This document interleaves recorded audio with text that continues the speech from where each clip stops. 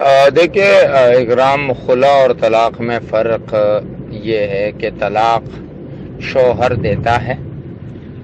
چاہے وہ اپنی مرضی سے دے یا اپنے بیوی کے مطالبے پر دے، اس کے لیے الفاظ طلاق استعمال کرے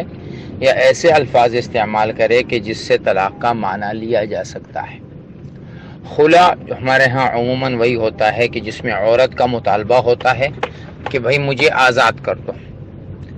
خلا کا معنی، خلا یا خلو کا معنی ہوتا ہے اپنے گلے سے کسی چیز کو نکالنا، کپڑے اتارنا یا کوئی بھی چیز اتارنا۔ تو بیوی جو ہے وہ اپنے شوہر سے کہتی ہے کہ میں آپ کے بیوی ہونے کا جو ایک بوجھ ہے، ایک اب میرے اوپر، میرے کندھے گلے میں جو ایک آپ کے نام کا ایک